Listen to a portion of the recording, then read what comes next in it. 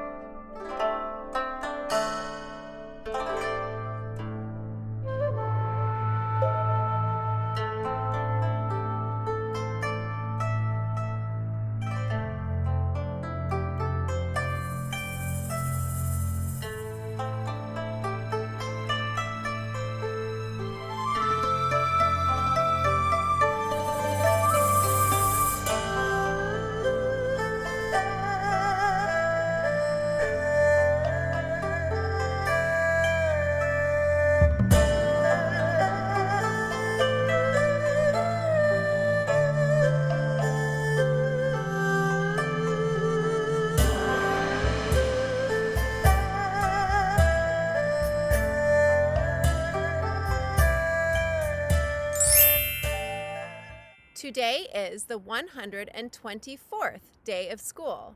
How do we write 124? 100, 2 tens, and 4 ones. 124.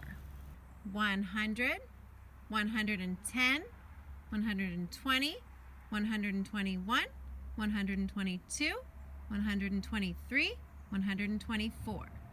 On Treehouse Tuesday, we count by 5s, 6s, and 7s. Let's begin. When you count by 5s, you start with 5. Get ready to count with me.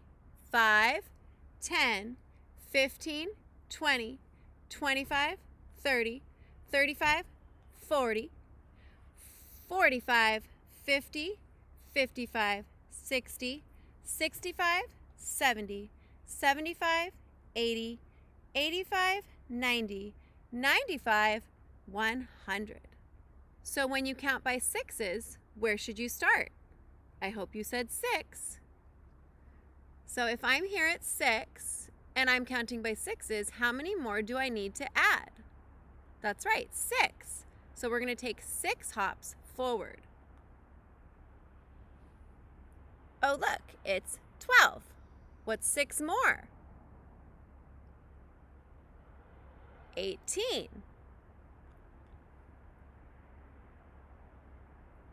24. Let's start back at the beginning. And I bet you're thinking of rocking that baby. 6, 12, 18, 24, 30, 36, 42, 48. Now, when you're counting by 7s, it's really tempting to jump because that's what we do with our counting wiggle. But today, we're just going to hold still and count by 7s, or at least I'm going to hold still. So, when you're counting by 7s, you start with 7, and then you add 7 more. 14, 21, 28. Let's go back to the beginning. 7, 14, 21, 28, 35, 42, 49. It's Tuesday, so we're going to practice counting. I hope you said nickels. Remember how we say it, nickel, nickel, nickel. And why do we do that? Because a nickel is worth 5 cents. So when you have a bunch of nickels, you count by 5s. 5, 10, 15, 20, 25, 30, 35, 40, 45, 50. 50 cents. For Topic Tuesday today, I would like you to write and draw a picture about your bedroom. So, if you are writing about your bedroom, What are some words that you think you might need to know how to spell? Maybe you would use the word bed. Maybe you would use the word window, or toys, or carpet, or chair. So think about what your bedroom is like, and I want you to describe it to me in your journal. Don't forget to write the date and write a sentence, or even 2 or 3 if you want to challenge yourself. Tell me all about your bedroom and draw a picture, and have a grown-up send me a picture of your journal.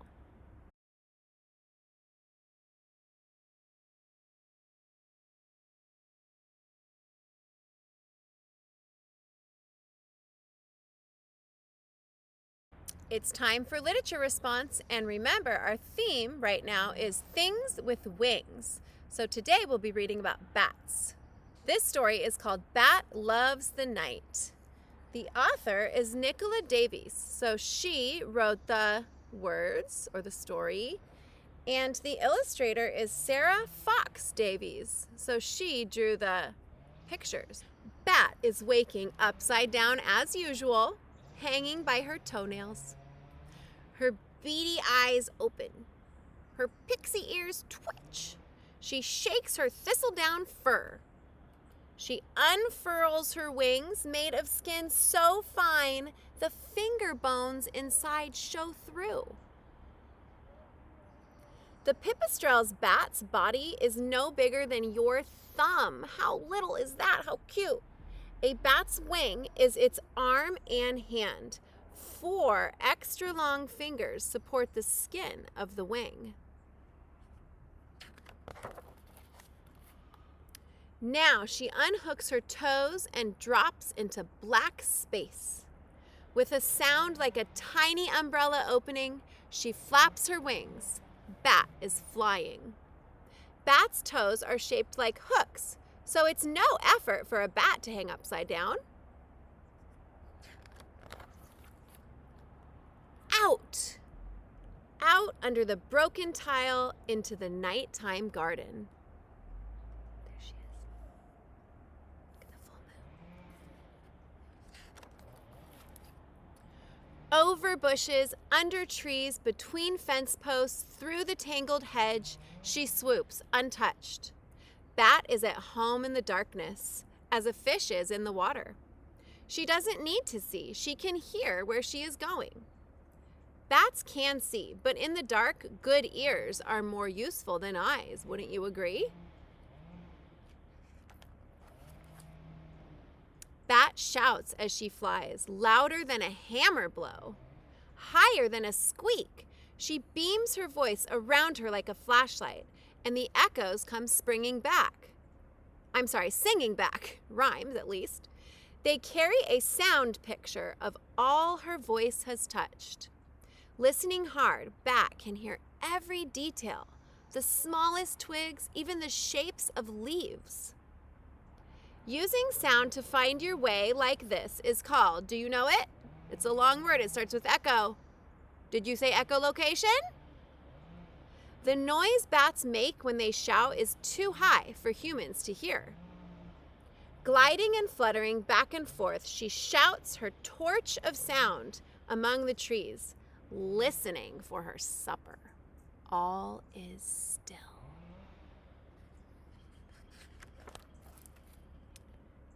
Then a fat moth takes flight below her. Bat plunges fast as blinking and grabs it in her open mouth. But the moth's pearly scales are moon dust slippery. It slithers between her teeth. Bat dives, nets it with a wingtip, scoops it into her mouth. This time she bites hard. Its wings fall away like the wrapper from a candy. That was a nice simile. In a moment, the moth is eaten. Bat sneezes. Achoo! The dusty scales got up her nose. I hope she covered her sneeze with her wing. Achoo! A bat can eat dozens of big moths in a single night, or thousands of tiny flies, gnats, and mosquitoes. Most species of bats eat insects, but there are some bats that eat fruit, fish, frogs, and even blood. Hunting time has run out. The dark will soon be gone. In the east, the sky is getting light. It's past bats' bedtime.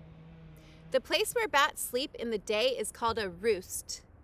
It can be in a building, a cave, or a tree, so long as it's dry and safe. She flies to the roof in the last shadows and swoops in under the broken tile. Inside, there are squeakings.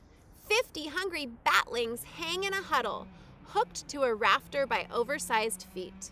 Bat lands and pushes in among them, toes first, upside down again. Baby bats can't fly. Sometimes mother bats carry their babies when they go out, but mostly the babies stay behind in the roost and crowd together to keep warm. Bat knows her baby's voice and calls to it. The velvet scrap batling climbs aboard and clings to Bat's fur by its coat hanger feet. Wrapped in her leather wings, the baby suckles Bat's milk, because remember, bats are mammals just like us. Baby bats drink mother's milk until they learn to fly at a few weeks old. Then they can leave the roost at night to find their own food. So cute. Outside, the birds are singing. The flowers turn their faces to the sun. But inside the roof hole, the darkness stays. Bat dozes with her batling, waiting. Bats are nocturnal. That means they rest by day and come out at night to search for food. I bet you knew that already.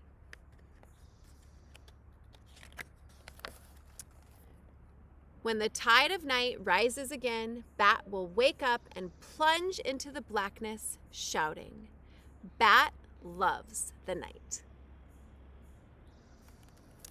So for your literature response, remember you are going to draw a picture of something that happened in this story. You're not going to draw a picture of the boardwalk. You're going to draw about this story. Remind me what happened in Bat Loves the Night. Remind me something you learned. Remember, you can't say, this is a bat flying in the sky. You have to tell me what's happening. You might say, the bat is leaving its roost to go out into the night and look for food. You can't use that sentence, though. You have to think of your own original sentence. So tell me about something that happens in Bat Loves the Night. Have fun.